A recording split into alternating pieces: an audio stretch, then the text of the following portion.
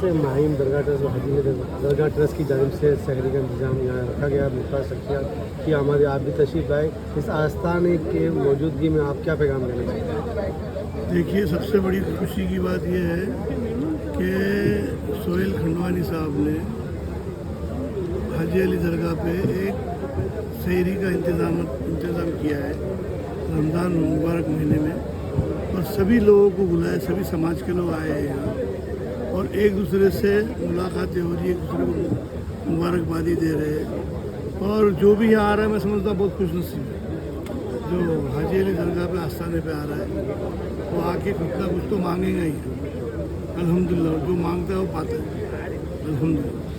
تو رمضان کا مبارک مہینہ اللہ تعالیٰ رحمتوں کے دروازے کھلے رکھتا ہے، اور روزہ رکھنے والوں سے اور روزہ رکھوانے والوں سے بےحد خوش ہوتا ہے. اور میں سمجھتا ہوں کہ جو روزدار مانگتا ہے اللہ تعالیٰ کی بارگاہ میں، ہم سب کے آقا سرکار دو کائنات صلی اللہ تعالیٰ علیہ وسلم کے صدقے میں وہ دعائیں اس کی قبول ہوتی ہے رمضان مہینے میں. کیونکہ اللہ تعالیٰ فرماتا ہے کہ میں نے رحمتوں کے دروازے کھلے رکھا. تو مانگ میرا بندہ کیا مانگا، جو جائز دعا مانگے گا وہ میں پوری کروں گا. اس کا موقع سہیل کھنڈوانی صاحب نے دیا ہے سب کو الحمدللہ. سب کو ویلکم کر رہے ہیں، سب سے مل رہے ہیں اور سب کی خدمات کر رہے ہیں.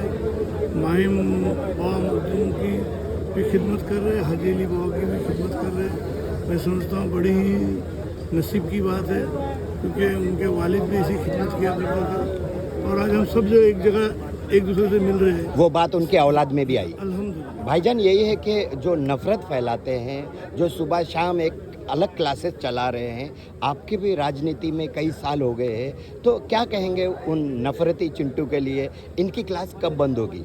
دیکھو، چنٹو ہو یا بنٹو ہو، اس سے کوئی فرق نہیں پڑتا، سمجھے کہ نہیں. جو اللہ کے بزرگان دین ہیں ان کے بارے میں جو کوئی بھی کچھ حرکتیں کرتا ہے تو اس کی سزا تو باقاعدہ ملے گی.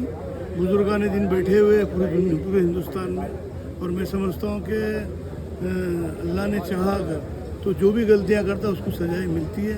اور کیسا ہے آج کا جو ماحول ہے جو چل رہا ہے دنیا میں، وہ آپ بھی دیکھ رہے ہیں، میں بھی دیکھ رہا ہوں، اور جاتی واد کا راج کرن چل رہا ہے.